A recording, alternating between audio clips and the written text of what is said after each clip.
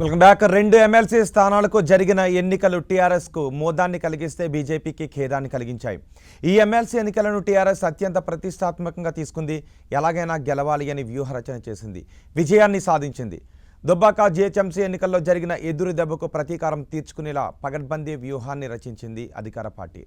Hyderabad Rangareddy Mahabub Nagar MLC అభ్యర్థిగా వాణీదేవి ఎంపికలో అత్యంత వ్యూహాత్మకంగా వ్యవహరించింది. గెలుపు బాధ్యతలను పార్టీ నేతలకు అప్పగించింది. భవిష్యత్తులో జరిగే కేబినెట్ పునర్వ్యవస్థీకరణలో వాణీదేవికి మంత్రి పదవి ఇచ్చే అవకాశాలున్నట్టుగా తెలుస్తోంది. నిజానికి ఇవి గ్రాడ్యుయేట్ ఎమ్మెల్సీ ఎన్నికలు అయినప్పటికీ 6 ఉమ్మడి జిల్లాల్లో టీఆర్ఎస్ తన పట్టును నిరూపించుకున్నట్లయింది.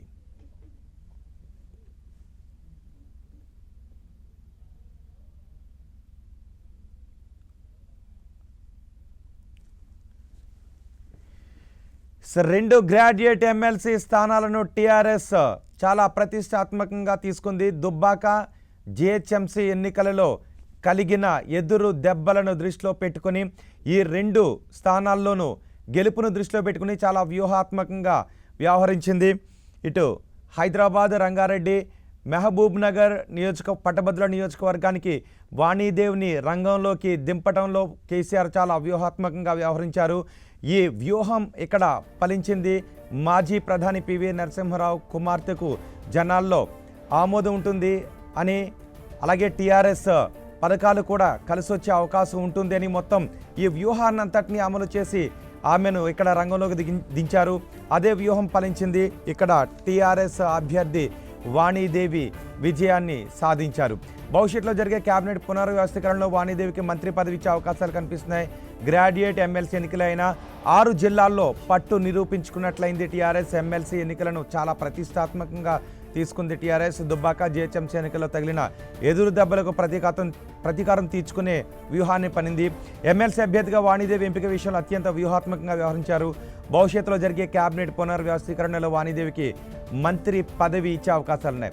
గ్రాడ్యుయేట్ ఎమ్మెల్సీ ఎన్నికల్లో అయినా 6 జిల్లాల్లో జరిగిన ఎన్నికలు కాబట్టి 6 జిల్లాల్లో టీఆర్ఎస్ పట్టు ఏ విధంగా ఉందో తెలుసుకోవటానికి, నిరూపించుకోవటానికి ఈ ఎన్నికలు ఒక చాలా ఉదాహరణగా ఉపయోగపడ్డాయి.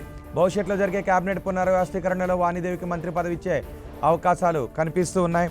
అటు ఖమ్మం, వరంగల్, నల్గొండ స్థానానికి ఇంకా కౌంటింగ్ కొనసాగుతోంది.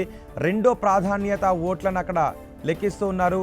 ప్రొఫెసర్ కోదండరాం ఎలిమినేషన్ ప్రక్రియ కనుక అక్కడ పూర్తయితే దాదాపు పల్లా రాజేశ్వర్ గెలుపు ఖాయమైనట్టే అవకాశం కల్పిస్తోంది. అక్కడ 2వ స్థానంలో తీన్మార్ మల్లన్న ఉన్నారు. గెలుపు దిశగా పల్లా రాజేశ్వర్ రెడ్డి ముందడుగులో ఉన్నట్టుగా తెలుస్తోంది.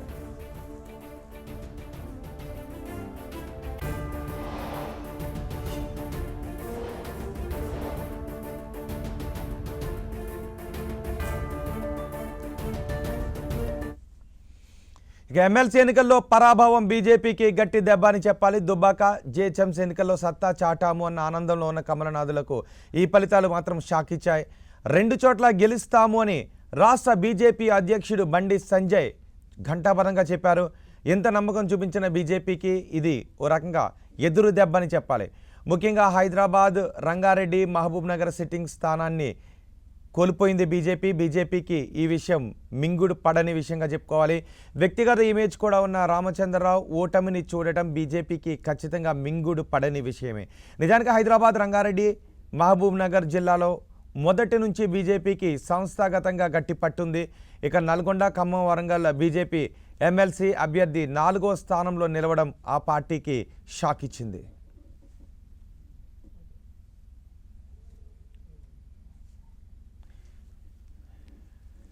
రెండు చోట్ల గెలవబోతున్నామని రాష్ట్ర బీజేపీ అధ్యక్షుడు బండి సంజయ్ ఘంటాపథంగా చెప్పారు. ఎంత నమ్మకంగా ఉన్న చోట బీజేపీ ఒక్క చోట గెలవలేదు, ఓటమినే మూటగట్టుకోవాల్సి వచ్చింది. ముఖ్యంగా హైదరాబాద్, రంగారెడ్డి, మహబూబ్ నగర్ స్థానాన్ని సిట్టింగ్ స్థానం చేజార్చుకోవాల్సి వచ్చింది. ఇక్కడ రామచంద్రరావుకు వ్యక్తిగత ఇమేజ్ కూడా ఉంది, అలాగే ఓట్ బ్యాంక్ కూడా ఎక్కువగా ఉంటుంది ఈ 3 జిల్లాల్లో. ఈ నేపథ్యంలో గెలుపు నల్లేరు మీద నడకే అనుకున్నారు. కానీ ఈ స్థానంలో సిట్టింగ్ స్థానాన్ని బీజేపీ కోల్పోవడం కొంత ఆ పార్టీకి అంతర్మదనాన్ని కలిగించే అంశమే. ఇప్పటికే దుబ్బాక అలాగే జీహెచ్ఎంసీ ఎన్నికలలో పుంజుకున్నట్టుగా కనిపించింది. దుబ్బాకలో విజయం సాధించింది. జీహెచ్ఎంసీ ఎన్నికల్లో చాలా వరకు పుంజుకుంది.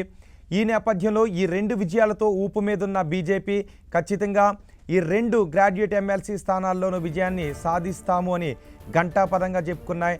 అంతే ఘంటాపదంగా ప్రచారాన్ని కూడా నమ్మకంగా ప్రచారాన్ని నిర్వహించాయి. కానీ 2 చోట్ల మాత్రం బీజేపీ ఓటమిని తీసుకోవాల్సి వచ్చింది. ఆ ఖమ్మం, నల్గొండ, వరంగల్ స్థానానికైతే బీజేపీ అభ్యర్థి 4వ స్థానానికి వెళ్ళిపోవడం మరింత మింగుడు పడని అంశంగా చెప్పుకోవాల్సిన అవసరం కనిపిస్తూ ఉంది. అక్కడ 2వ స్థానంలో ఇండిపెండెంట్ అభ్యర్థి ఉన్నారు. పార్టీలకు సంబంధించిన అభ్యర్థులు నల్గొండ, ఖమ్మం, వరంగల్ నియోజకవర్గానికి పార్టీలకు సంబంధించిన అభ్యర్థులు ఏమాత్రం కూడా పోటీని ఇవ్వలేదు.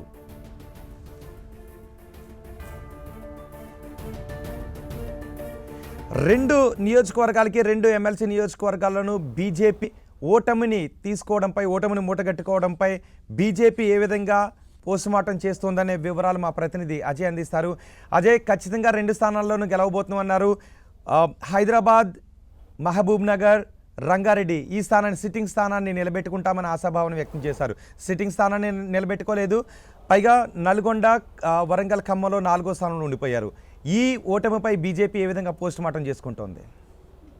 రోహిత్, ఏదైతే నిన్నటి నుండి కూడా బీజేపీ రాష్ట్ర అధ్యక్షుడు బండి సంజయ్ పార్టీ కార్యాలయంలో ఉన్నాడు. ఎప్పటికప్పుడు ఓటింగ్ ట్రెండ్ను పరిశీలిస్తున్నటువంటి పరిస్థితి, కౌంటింగ్ ఏ విధంగా జరుగుతుందనే విషయాన్ని కూడా అక్కడ ఉన్నటువంటి నేతల సహాయంతో కూడా తెలుసుకుంటున్నటువంటి పరిస్థితి మనం చూసుకోవచ్చు. నిన్నటి నుండి కూడా బీజేపీ ప్రతిసారి కూడా ఎక్కడ పోటీనిచ్చినటువంటి, ఇక్కడ హైదరాబాద్, రంగారెడ్డి, మహబూబ్నగర్లో తీసుకుంటే పోటీ ఇచ్చింది. అక్కడ వరంగల్, నల్గొండ, ఖమ్మంలో అయితే కనీసం పోటీలో కూడా నిలవలేని పరిస్థితి, 4వ స్థానానికి వెళ్ళినటువంటి పరిస్థితి. ఒక అటుపక్క తీసుకున్నట్టయితే ఏదైతే ప్రచారం సందర్భంగా బండి సంజయ్ 2 స్థానాలు గెలుస్తాం, మేము ఖచ్చితంగా సిట్టింగ్ స్థానాన్ని నిలబెట్టుకోవడంతో పాటు మరో ఎమ్మెల్సీ స్థానాన్ని కూడా కైవసం చేసుకుంటామంటూ కూడా పదే చెప్పడం జరిగింది. అదేవిధంగా 2023 ఎన్నికలకు ఇది ఒక రోడ్ మ్యాప్ లాంటిదంటూ కూడా బీజేపీ నేతలు చెప్పినటువంటి పరిస్థితి మనం చూసుకోవచ్చు. ఒక దుబ్బాక జిహెచ్ఎంసీ ఎన్నికల తర్వాత ఉన్నటువంటి జోష్ ఏదైతే ఉందో ఆ జోష్ను ఎమ్మెల్సీ ఎన్నికల్లో కంటిన్యూ చేయలేకపోయిందని చెప్పుకోవచ్చు. దీని ప్రభావం ఖచ్చితంగా నాగార్జునసాగర్ ఎన్నికలపై కూడా పడే అవకాశం అయితే ఉన్నదని చెప్పుకోవచ్చు. అయితే ఇక్కడ రామచంద్రరావు ఓటమికి కారణాలు తీసుకున్నట్లయితే చాలా కారణాలను అయితే బీజేపీ